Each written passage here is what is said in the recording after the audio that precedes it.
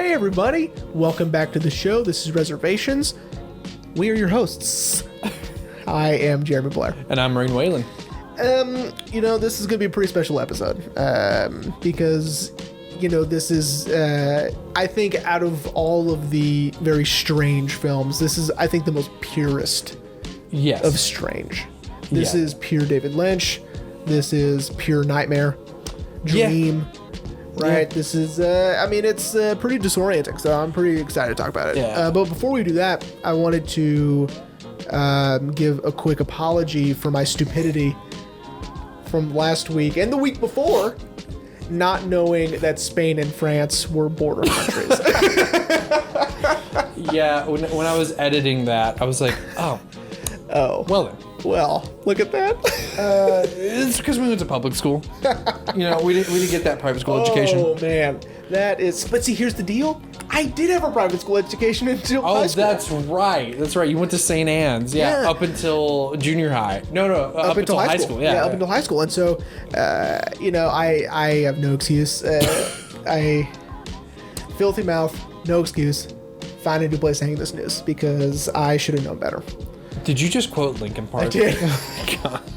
I actually have that album on vinyl. Well, that's a great song. Except Bleed It Out. This is going to be controversial. It's a great song, except for Chester's part. I think Chester's part completely ruins it. Yeah. So. Oh my God. And also, before we get into it, I guess we don't have to worry about that anymore.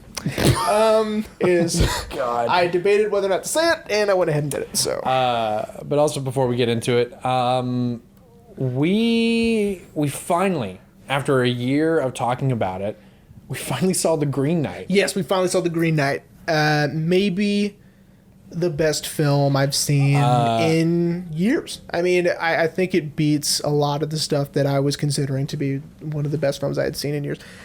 I think it's because it's the creativity, it's the originality, it's the story, it's Dev Patel, it's David Lowery. Exactly. It's perfect.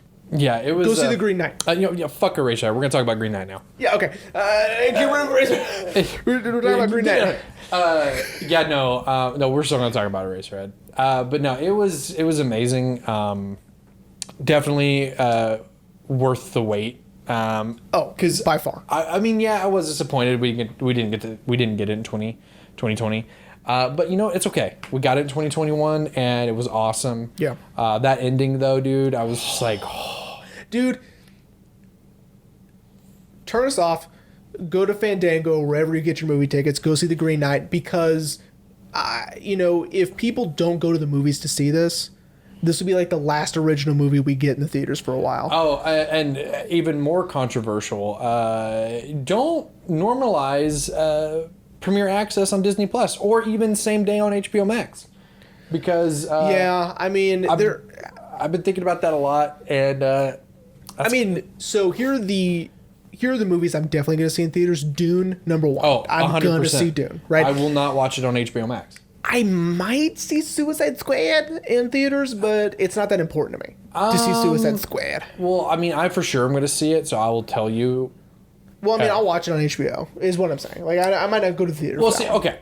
Before we get into the episode, I for sure I will never ever buy the premiere access on Disney Plus. Yes, I did it once for Cruella, and that was it. Yeah. But like for movies I really don't care to see, I'll watch, like Space Jam.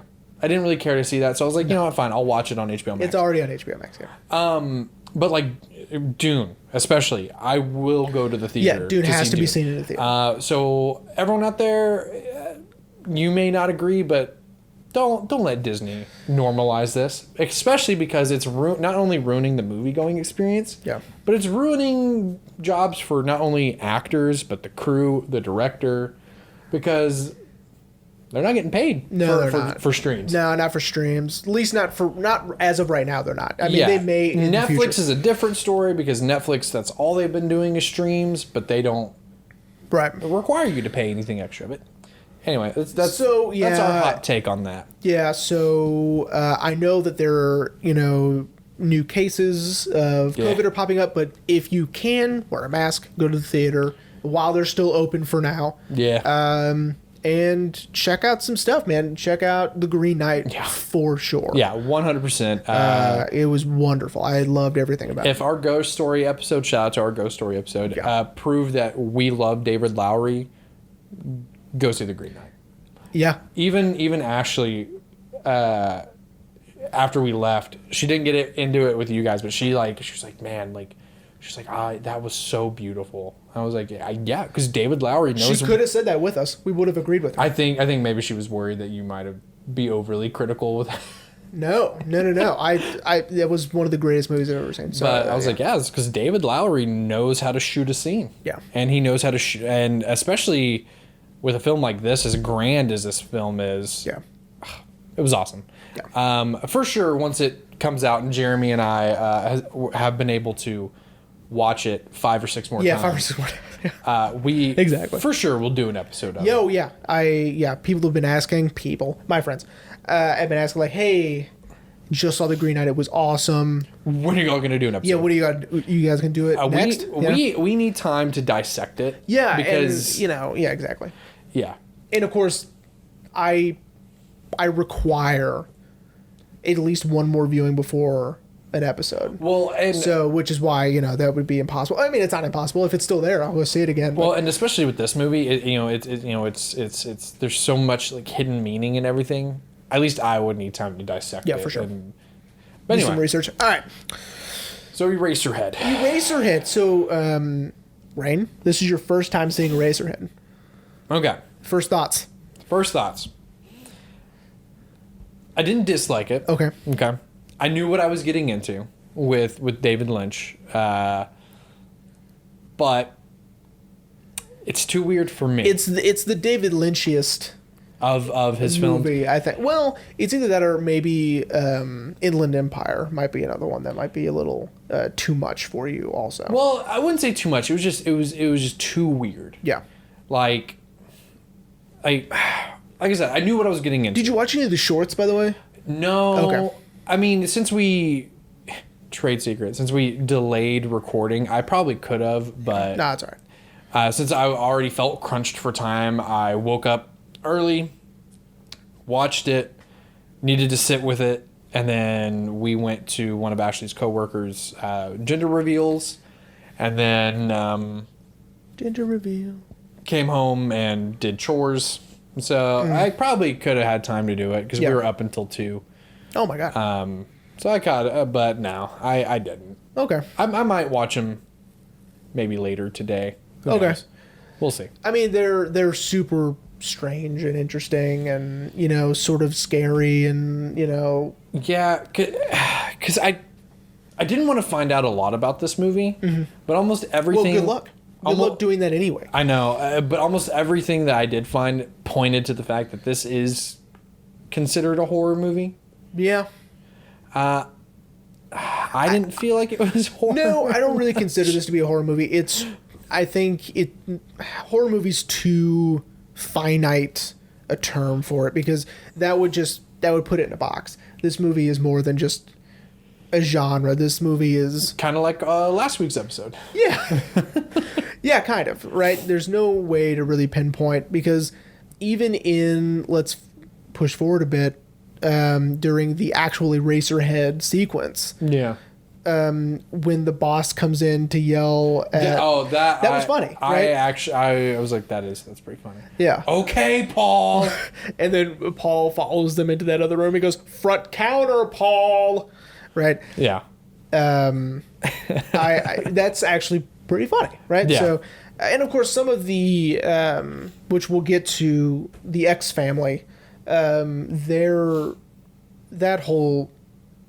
those scenes are uncomfortably funny because you just feel how uncomfortable Henry is and what a nightmare that would be in a situation like that. So, okay.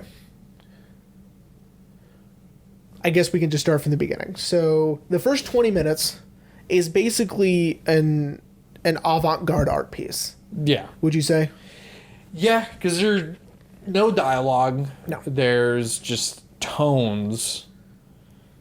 And intercuts of the man in the planet, Henry, and with this weird worm sperm thing. Yeah. Yeah. And not a lot really. Well, it doesn't tell you a lot about what's about to happen. No. Which, I mean, I kind of knew going in. I was like, seeing Mulholland Drive, I'm not going to get a lot of information. But literally that tells you nothing. I think the main difference between the two would be Mulholland Drive has an answer to the questions, right? Yeah. This doesn't. Yeah. Right? Yeah. This is Lynch being like, here's sort of like what got me to this idea, but I did extra stuff in there that has nothing to do. You know what I mean? Like, yeah. I mean, maybe I'm going to have to watch the other two Lynch movies. I've got The Elephant Man and Blue Velvet to maybe Elephant Man is sort of like his take, which is a wonderful, beautiful take on the story of the Elephant Man.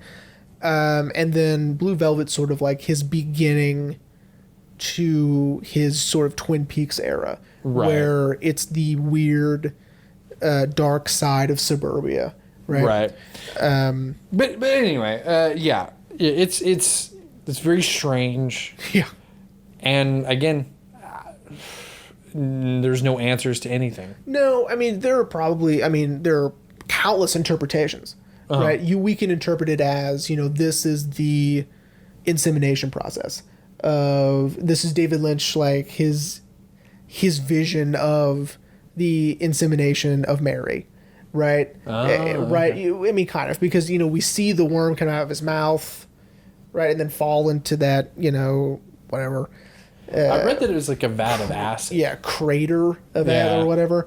The liver man, of course, who knows what that is. But anyway, again, interpretations, which is what Lynch wants, right? Lynch doesn't want you to have a clear answer. Lynch wants you to think about it. Which, and I think I said it in the Mulholland Drive episode, I appreciate that. I'm just going to use this one as an example because my eyes hit it first. Do the Right Thing. Spike Lee pretty much says, like, this is what you need to know, and then, when we did Mulholland Drive, I didn't, of course, after you told me the answers, I didn't know anything. Right. And so and I appreciated that. And I still appreciate that with Eraserhead, that I don't know anything, and he's pretty much going to say, I'm not going to spoon feed it to you. No. You figure it out. Yeah. And you're right and wrong. Yeah. Right? Yeah, I think the only time, if I'm being 100% honest, I think Lynch will reveal his secrets on his deathbed. No. Hey, you think you'll take it with him to his grave? Of course. He's not going to tell you anything. Or is he going to pull, and just because, and this is another thing that this has only been on my mind for a while, or is he going to pull like a Wu-Tang Clan and have like all his secrets in a box? Oh, Wu-Tang. And then like 20 years after his death, then it's going to be like, oh, now we know. Shout out to Wu-Tang. Shout out to Once Upon a Time in Shaolin, an album we're never going to hear. No, I think that he is, to answer your ridiculous question, no, he's not going to spill the beans? No, because I honestly think there are no beans to spill. I think that, his anxieties and his fears of becoming a dad, of being a father, right? These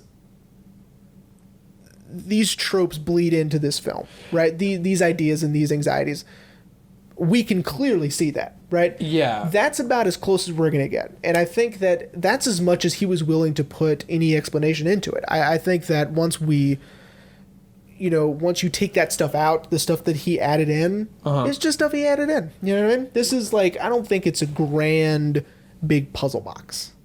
Right. Well, and something I did want to say before we get back to Eraserhead is Lynch has just a very, taking back my ridiculous interwoven, now it's showing. Sorry, everyone. Now I can see what it's saying. Interwoven question I asked about him spilling the beans. I agree. I don't think he has any secrets. Like, he's like, the point I'm trying to make is Lynch does have a very specific vision, and I know that he will do whatever he can to do it. And I agree. I don't think he has any secrets about the film. He wanted the viewer to interpret it themselves. Just, again, I think the point I'm making is I think he just laid bare, this is the vision I want to, this is the story I want to tell. Yeah. You figure it out. And there we go. Now, instead of, here's what makes this film so interesting is that instead of writing notes sometimes, I would just write a question. Right. Right? Like, when he goes to his apartment, there's grass and moss and stuff in his apartment, in his drawers, on top of his dresser, on the floor. Why? Yeah. Throw that out. Why? Why is that happening? I don't know. Yeah. I think that it's just, it's putting you in a very strange, uncomfortable environment, just like Mary's house. Yeah. The X-Family. Oh, dear God. I have never... We have a lot to talk about that, but before, let's give a quick shout out to one of our past episodes because we have an actress in both. The mother from You Were Never Really Here is his neighbor. Oh my God. Yeah. I thought she was looking familiar because then, as I also mentioned in that episode, she was also in the Justin Timberlake music video for Mirrors. Holy shit. Yeah. Dang, dude. She was a... Yeah, she had it going on. I mean, that's why Lynch called her the neighbor next door. The neighbor next door. Who he eventually, cheats on his wife with and blah, blah, That's blah. all right. But that's fine. Mary's awful. So Mary's the worst. So Henry lives in a very industrial environment. Yeah. I didn't quite know what to make of that. I really liked it. I liked it. It was sort of Metropolis-y, but like in a very desolate, nightmarish version of Metropolis because it's so industrialized in their factories and machines and smoke and It kind of like, sure, oh my God, good God, it kind of made me think a little bit of shit. I had it and then I lost it. That's okay. But no, I actually that's another thing I really appreciated is that it is very industrial but not silk. No, it's definitely not clean. It's dirty and it's. I like that you used nightmarish. I think that's it's like a nightmarish version of it. And that continues when we get to Mary's house. So I guess what? Let's talk about the X-Family, shall we? Dear God, the most uncomfortable scene I've ever witnessed. There's a lot of really interesting things he puts in there. So they also have very strange things going on inside their house. Bill, who I think is my favorite. The dad? The X-Family. Dude, he's fucking weird. He's weird, but he's my favorite. Weird. He's weird, but he's nice. And so I like that, he works with plumbing, he works with pipes, so therefore there are gigantic pipes running through their house. Like in the living room and through the kitchen and right? It's to show that's his expertise, therefore they have the best and the most inventive ways to use pipes or whatever. Is my interpretation of it. Something that I loved about their house and the way that it's presented is something that I had mentioned in my one semester of grad school. I wrote this paper that I got a C on, by the way. Dang. Yeah, so I didn't meet the page requirement, number one. I'm really bad at that. And number two, I was so the paper was about surreal. What I was writing about was about the surrealism of the short story by Truman Capote, right? Okay. And so I was putting in surrealism that I'm familiar with, which is movies, right? Mm-hmm. As comparisons. One of them was Eraserhead, and specifically the scenes with the X-Family in the house. So one of my favorite things that kind of puts you in an uncomfortable, kind of claustrophobic state of mind and state of being is every time they open a door to another room, it's black in the other room, right? Oh, yeah. Even though when they walk into the other room, it's lit, right? Yeah. And so it's sort of this strange, otherworldly, dreamlike sort of a feel to it. Uh-huh. And that was one of the things I'd written about was I fell in love with that style of, you can't see inside the other room until you're in the other room. Right. Right. It's very kind of reminiscent of a stage play. Yes. Like, yes. When the character's like, oh, well, let me just go into the kitchen really quickly. Yeah. We're going to eventually probably see that character in the kitchen, but when they open the door, it's typically to exit the stage, and we don't know what's behind that door. Right. So you're right. It's exactly what it feels like. Another thing that I really liked is the very strange behaviors of both Mary and the mother, which Mary's comes in just this spontaneous fit that the mom has to brush her hair to get her out of it. Yeah. Right. I don't know what to make of that. I don't think anybody. I mean, I'm sure there are interpretations, of course. Yeah. But I always. And Henry just sits there like, oh, okay. Like it's nothing, right? Which is a type of surrealism I really enjoy, which is the strangeness is just everyday life for these people, right? It's sort of like in Who Framed Roger Rabbit. Uh-huh. Cartoons are just a part of their world, right? Yeah, just walking around, they're like, oh, okay. Exactly. So this is just whatever. Yeah. Right. As we're in like a normal film, like say, I'm trying to find a good example. Well, like a normal, like from any other type of film, they would be like, "What is she okay? What's wrong? Yeah, is she okay? She's fine." Yeah. And the other one is when the mother is at the dinner table, convulsing. Yeah. And with her tongue out and almost like having a. I saw it as very like almost having a very like sexual experience. Yeah, it's very odd. Yeah. Right. And then gets up and leaves. Right. So fuck if I know. Yeah, who knows? Now, the strangest one and the one that is, I think, the most overtly sexual is Grandma X and the salad. Yeah. So she's literally tossing a salad, right? But the mother has to do it for her. Yeah. Right? It's almost a commentary on the sort of uselessness of old people, right? And how they can't do anything for themselves and they're having to be taken care of and things like that is what I was sort of thinking. But of course, after she does that, she gives her a cigarette. Yeah. Right? Which is odd, but in a sort of sexual innuendo context, right? Yeah. That you see a lot in like. There was so much dressing, by the way, that she put in there. Yeah. There's a lot of dressing. Yeah. I mean, I like some dressing, but not. Yeah, that was too much. There's a lot of dressing. But I love that the grandma. Something that I kind of liked is the grandma can't use her hands, but she can sit there and go.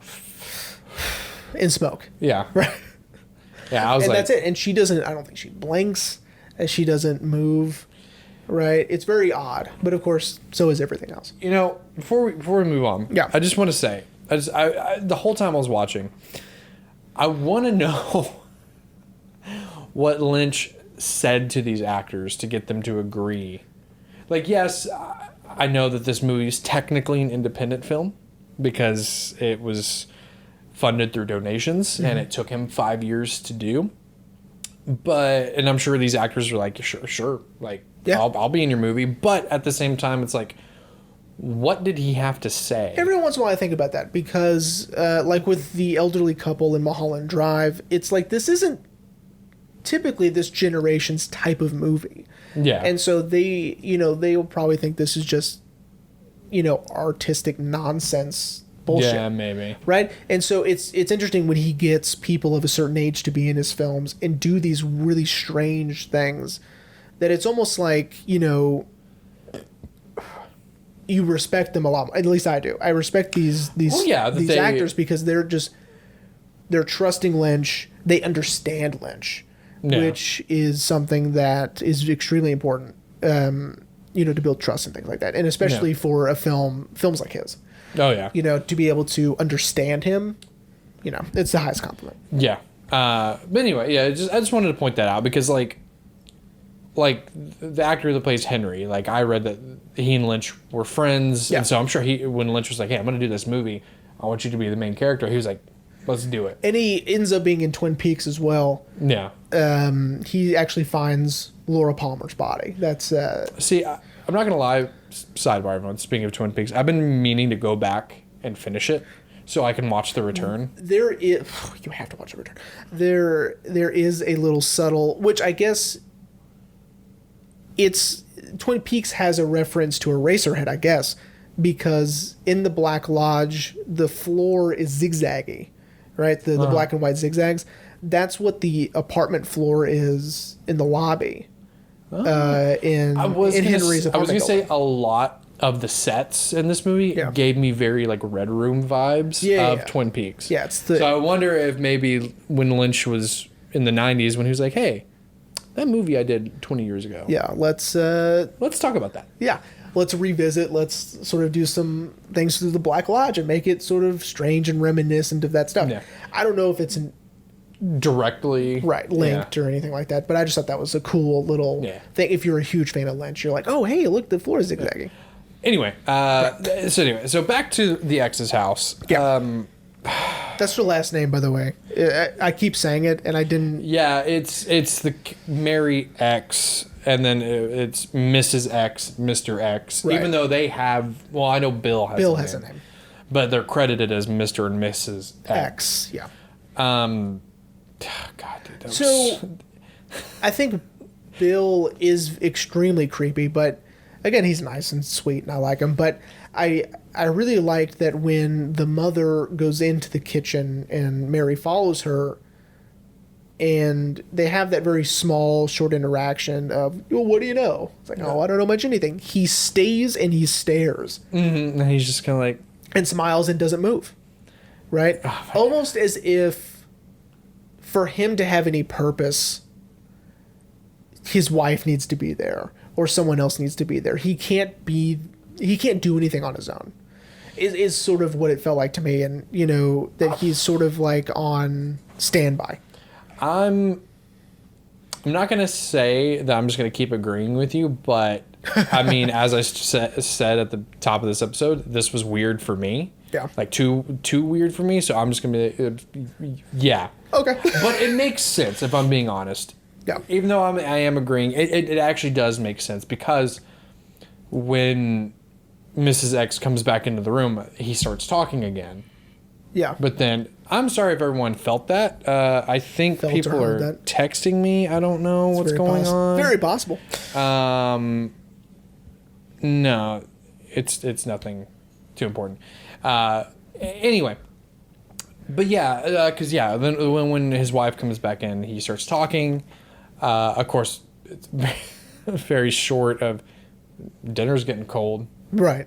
And then she just kind of ignores him and tries to assault Henry. Yeah, so that's a strange scene when she's confronting him about the baby. Yeah. Right, not to be confused with the baby.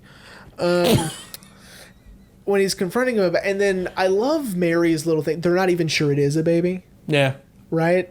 And of course, once we see it, we understand. But...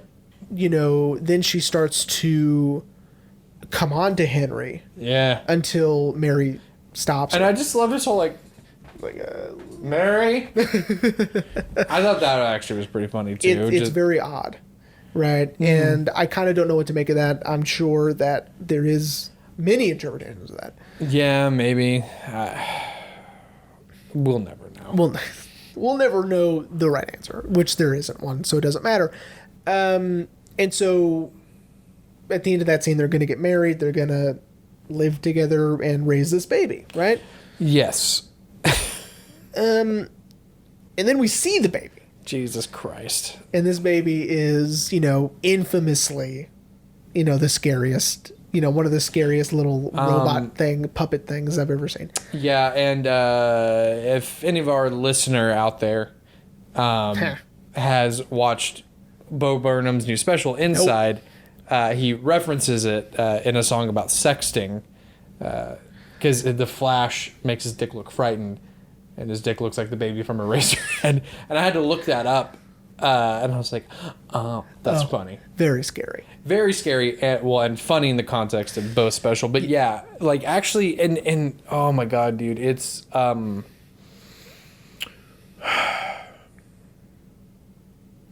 want to know how he did it. I want to know the animatronics behind it. I want to know the puppetry. Like, I want to know, because I think a lot of it might have been... It's too good. A lot of it might have been sound design that helps. And I want to mention that. Right. The sound design in this movie is insane. Is insane. That is actually one of the highest things I appreciate about it, is that the sound design is on a whole other level. Yeah, he's immersing you in this world through sound. And yeah, because I didn't mention it when we started, there's not a lot of dialogue in this. It's mainly reaction, and it's through sound that, you said it perfectly, that he's bringing us in and weaving us through this world that we kind of understand everything. But dude, the fucking baby, man. Yeah, dude, the baby is horrifying to look at. Yeah. Especially when it gets really sick. Yeah, oh, and that cut. Oh, you are sick. Yeah, that one's wild, right? But let's shift gears from the baby, because we'll get back to the baby. Yeah. Because the baby is going to go through some stuff. Let's talk about the woman in the radiator. So I do actually have legitimate interpretations of this one. Okay. I think that he imagines the woman in the radiator as sort of an escape, right? Because we get a little hint of the stage, because when you look at the certain angle in this radiator, it looks like a stage. Mm-hmm. And he imagines this woman being there and, almost distracting him from all of this horrible stuff that's happening to him. Right. So he thinks. And I had misheard Haley, because she was painting when we were watching, or when I was watching this. Uh-huh. And I was like, ooh, the woman in the radiator is about to come up. And she goes, and I thought she said, is she cute? And I said, no. Immediately. Like, I'm glad that was your first question. Because no. But she had said, is she creepy? And I should have said, yeah. Yeah. Yeah. Because of the face. Because of the cheeks and the, Yeah, the fucking... I don't get it. I know.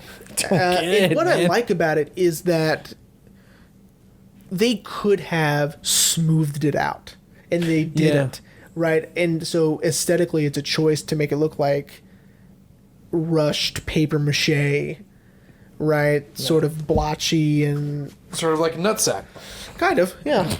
on her face. On her face. And, but she's very sweet. This girl in the radiator. Except for when she starts stepping on the sperms? The sperms. The sperm worms? Yeah, the spermzons. I read what they're called. They actually have a name. Oh, do they? But Now, here's my interpretation of that. Okay. So, tell me this So we thing. see the woman in the radiator. Okay. And we get the shot of Henry looking into the radiator, and then we see her, right? Right. And then these worms, sperms, start falling from the rafters. And she starts to step around them. Yeah. For a little bit, and then step on them. I saw this as he was masturbating. Oh. Is that he is trying to, find some sort of comfort from his horrible wife. Yeah, Mary's the worst. And this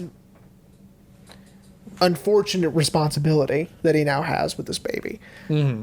And that it was sort of a sort of Lynchian way of presenting masturbation, right?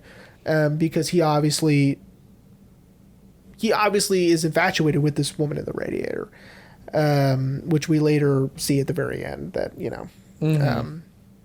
And so that was my interpretation. Sick of brief, by the way. We're going to do it really small.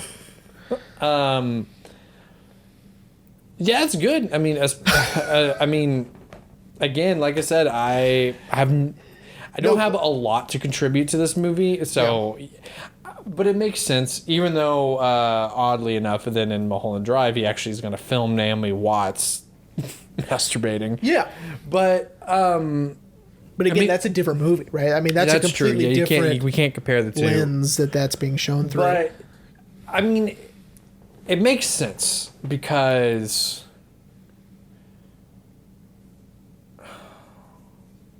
I don't, like I said, I don't have a lot to contribute because it is weird and it is strange.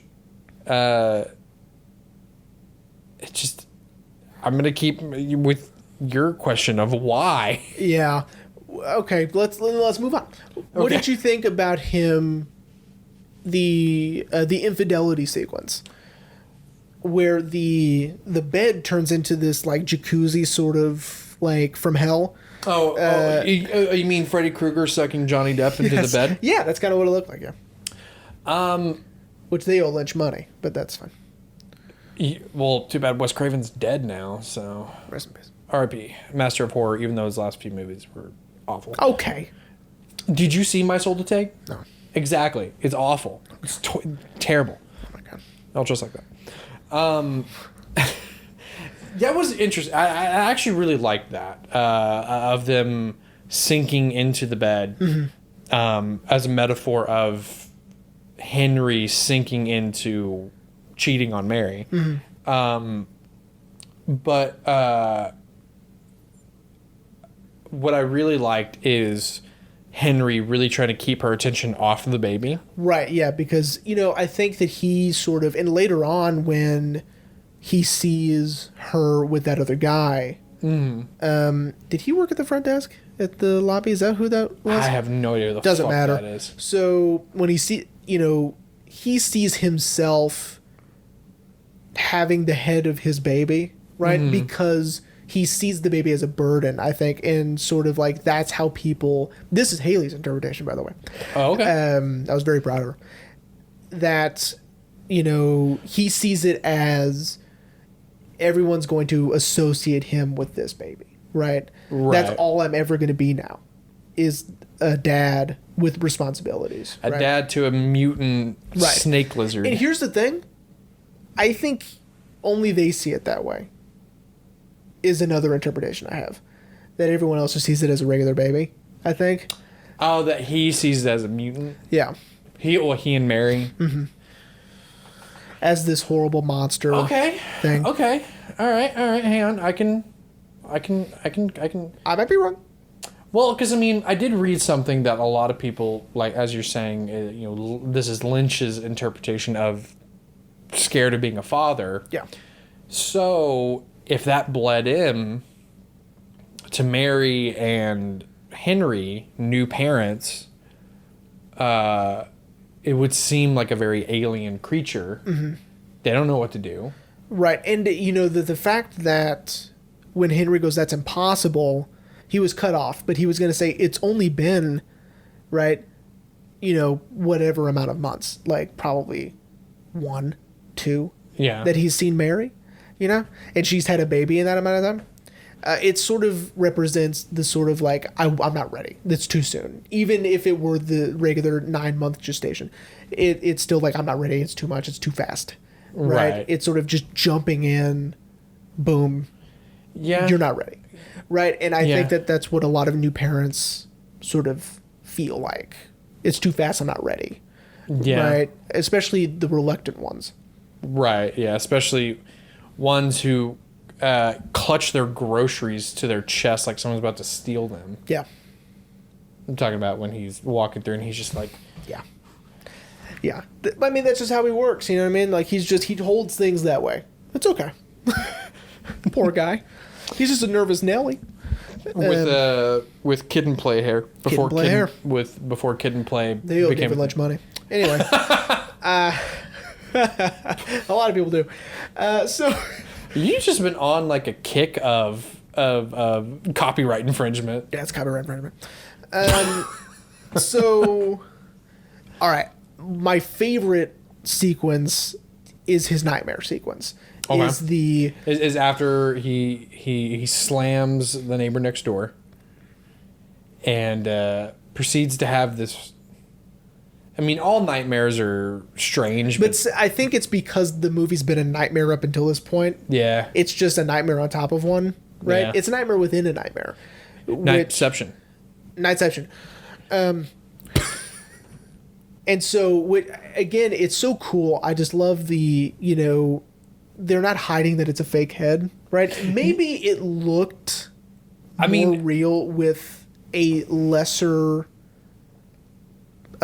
grade of presentation, right? Like if it was like 70 or 720p or whatever, like it wouldn't have looked as fake. Well, if I'm being honest, I really liked how close they got it to the actor's head. It looked good. Yeah. It looked good. And I actually kind of appreciated that it's obviously not real. It's obviously, not a real They're not head. trying. Right? Yeah. Or, I mean, they try. I mean, listen.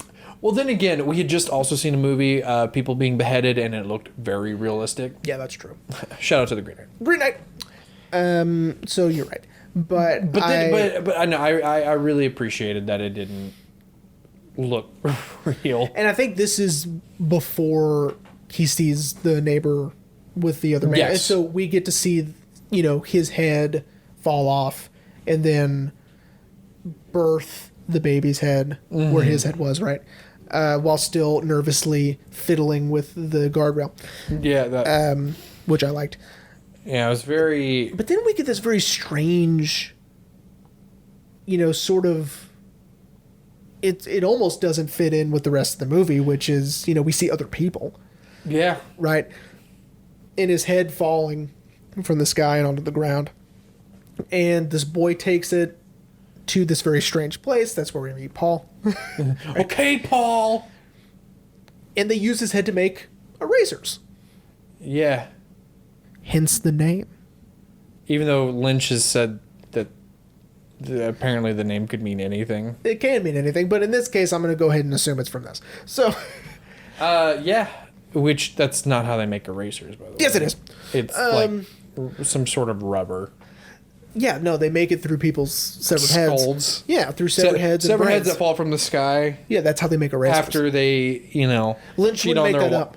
How they cheat on after they cheat on their wives. Lynch would never make this up. That's how they make erasers. So, I really liked the machine, right? It's very sort of like old school, sort of like a, you have to have a person feed these things in. You have to have right?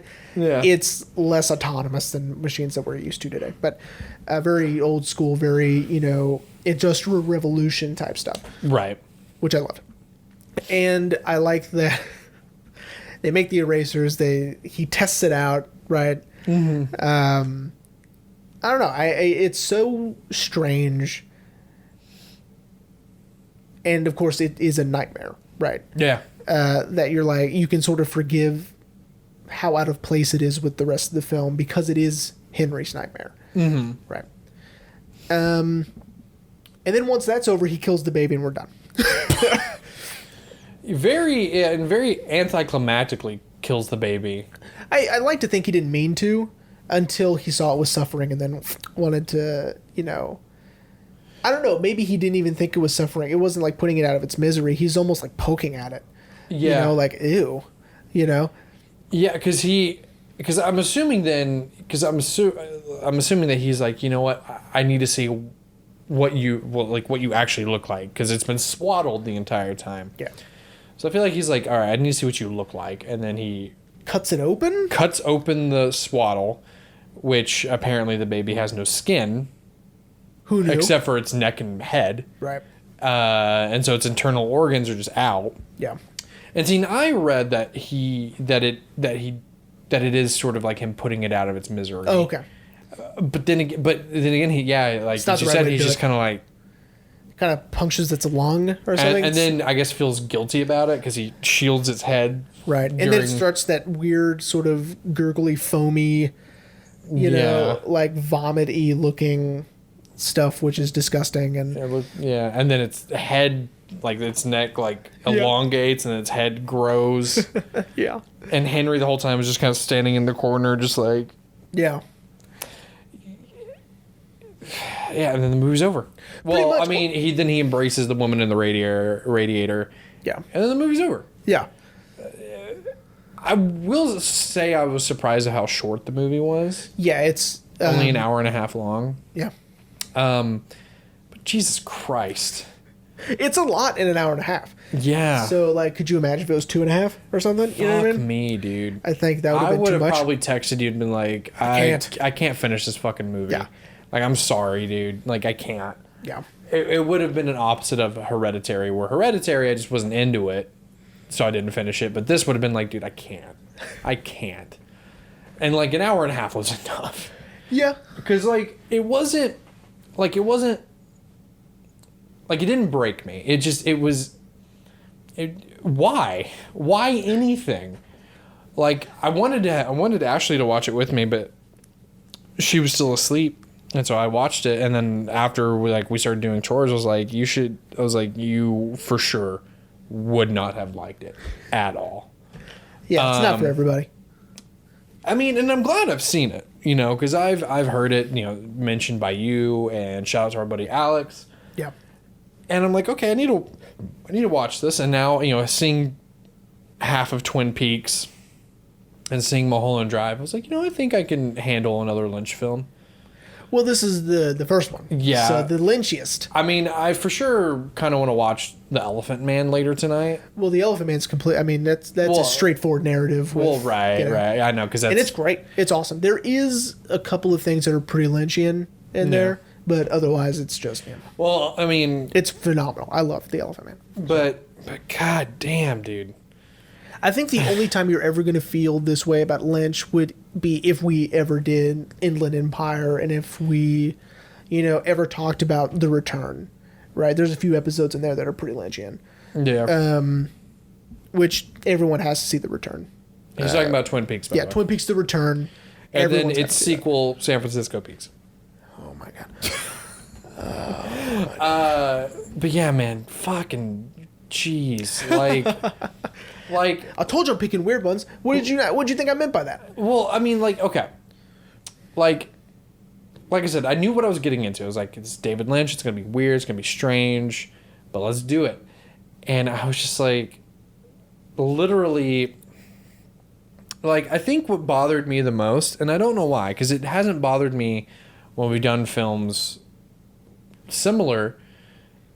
It just bothered me that there was so little dialogue. Okay. And like I said, it hasn't bothered me with other films we've done that have very little dialogue. It's probably because it's nonsense anyway, or at least, to the casual observer, it's nonsense. Yeah. And so it's like, I want dialogue to help me understand. True. Yeah, that's probably it. Because, I mean, we've done silent films already, and that doesn't bother me. Yeah. But, fuck, man. I might do a silent film this season. Oh, yeah? Yeah. There's a couple that are strange enough that we could do that. The original, before Andrew Lloyd Webber got a hold of its Phantom of the Opera? No, that's not strange enough. I was thinking, dude, it's Lon Chaney, man. I was thinking Phantom Carriage, but...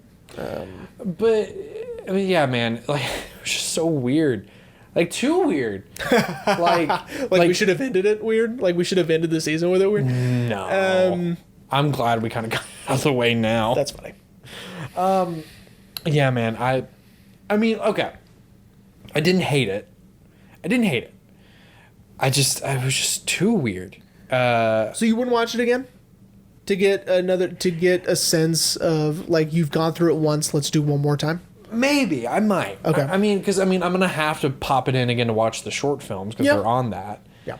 But... a lot of short films. Unfortunately, not Rabbits. Rabbits isn't on there. Because, I mean, and also, like... Because I watched a short film that he did for Netflix, the monkey one. The monkey one. And that was weird because the dialogue is nonsensical and the tone changes from scene to scene. I mean, and I loved that. I thought it was strange and weird, but yeah, man, Eraserhead was... Which is cool, man. I like that Netflix and Showtime is just like, Lynch, do whatever you want. Well, and I've read that apparently he's going to be starting a new show for Netflix. Good. That they're pretty much like just throwing money at him. Like, here you go. I apologize if everyone can hear that. I think that's an engine. Okay. But I apologize. Oh, see, now it stopped. I apologize if anyone heard that. But anyway,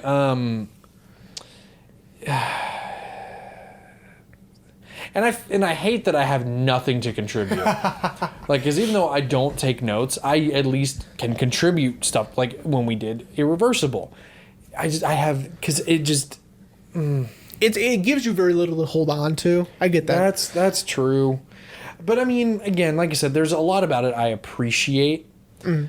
like the sound design. The sound design is unreal. Yeah. I really appreciated the sets and almost the symmetry of the sets. Yeah. But geez, I need just a little bit more information. Yeah. Well, you're asking the wrong person. I know. He sat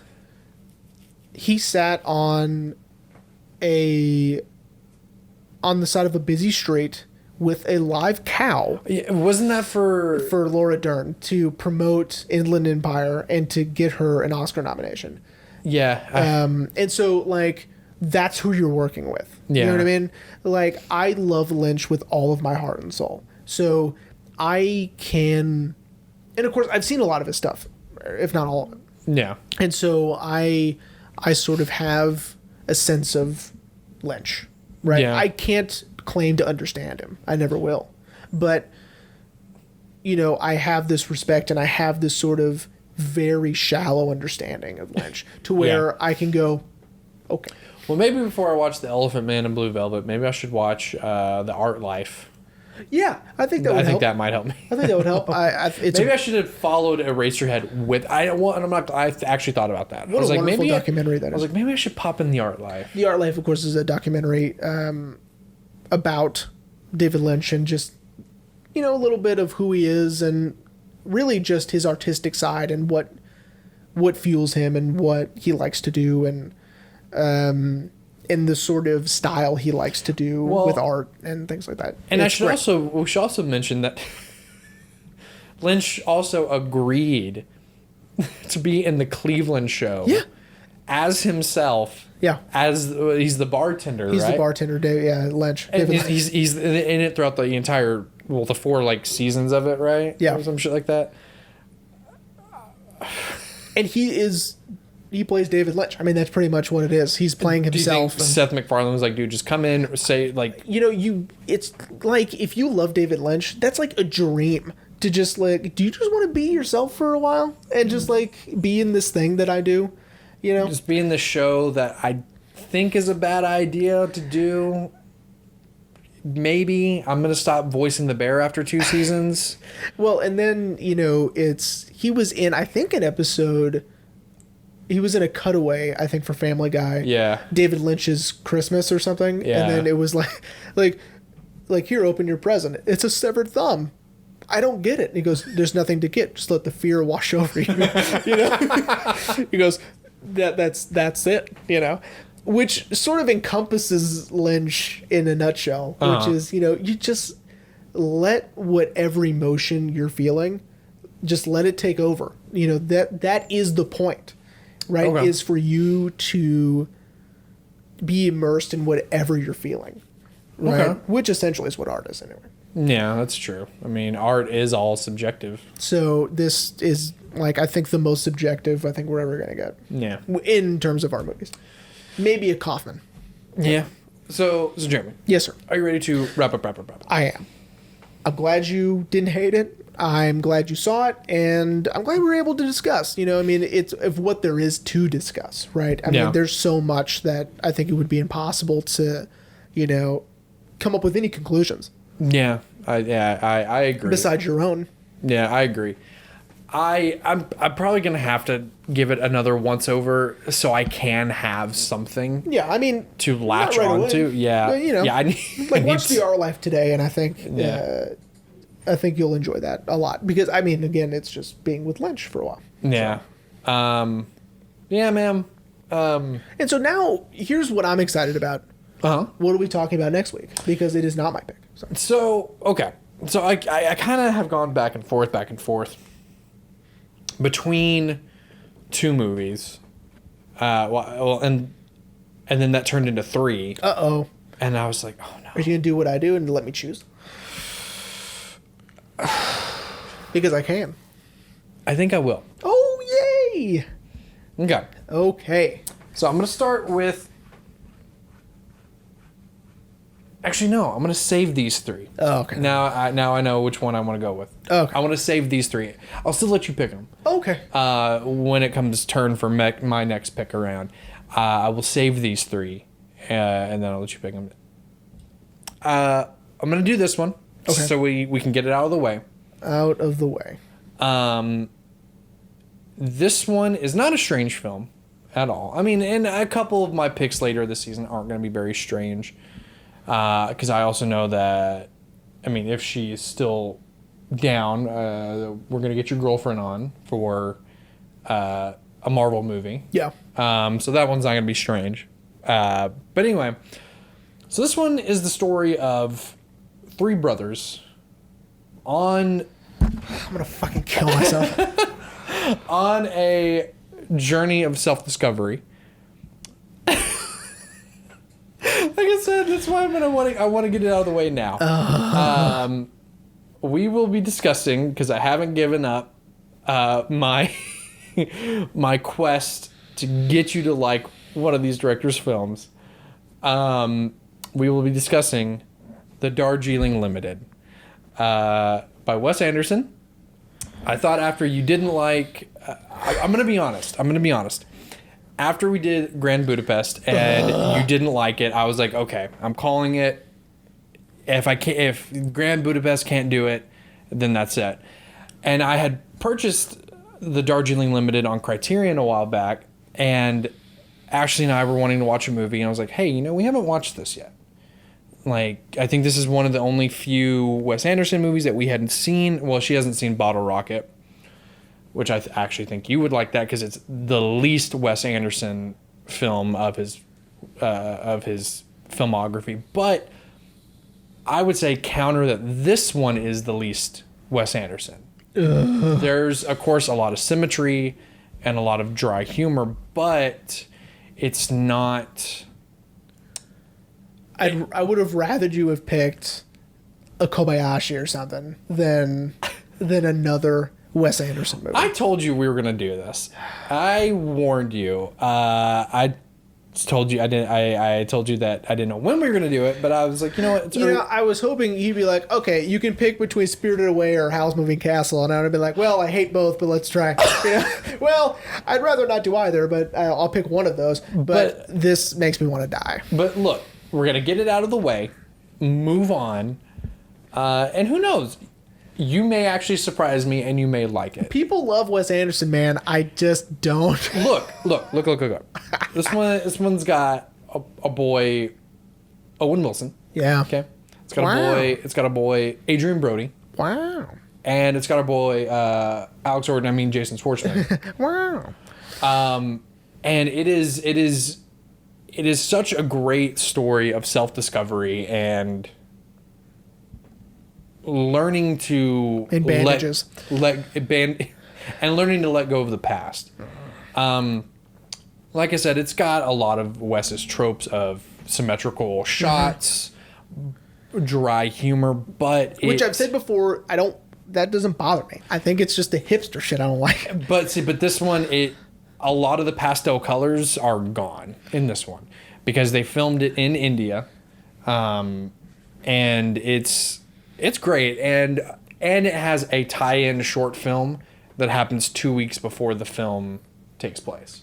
So what I would recommend, if you want to borrow my Criterion, you can, because I've already seen the short film, and I can watch the Darjeeling Limited somewhere else. But I would suggest you watching the short film first and then watching the movie. I'll borrow your Criterion collection. I love you, buddy. I'm not doing this because I hate you. I know. I'm doing this because I think you actually might like this one. But I'll say it now on mic and on camera. If you don't like this one, I will give up my quest. Okay. Officially, this will be the last one. I did actually start watching and gave up on Fantastic Mr. Fox. What? Yeah. What? Yeah. But it's George Clooney. I know. I was like, maybe I'll like the stop motion. No. So it probably means you won't like Isle of Dogs either. Probably not. I can respect the stop motion because I do like what it takes to make stop motion. Yeah, because so if you don't like this one, honestly, I really think Bottle Rocket would be the one, but I'm not going to make you watch it because Bottle Rocket is the least, because that's Wes at the beginning of his career, and so a lot of it is just, I don't mind the aesthetics a lot of the time. I don't mind the style. It's the stories I don't like. yeah. So, I mean, let's see. Well, Let's find out. Well, this way all of our listeners can understand. If Jeremy does not like the Darjeeling Limited, I'm done. No more Wes Anderson movies on the podcast. Because I will always love a Wes Anderson movie. I can't wait for The French Dispatch. Because that's got like fucking everyone in it. It's got that stupid kid everybody likes. Timothy Chalamet. Shamalama Ding Dong. Shamalama. Call Me by Your Name. Yeah, it's got Call Me by Your Name. But yeah, man, we'll get it out of the way now. Fine. And then we'll move on. Okay. But I'm not going to tell you the 3 movies I was going to have you pick between. Okay, that's fine. I will wait for, like I said, my next pick around. I think I might have an idea of what the 3 were, but that's No, you don't. Oh, okay. You don't. Anyway, but we hope everyone enjoyed Eraserhead, and we will see you next week for the Darjeeling Limited.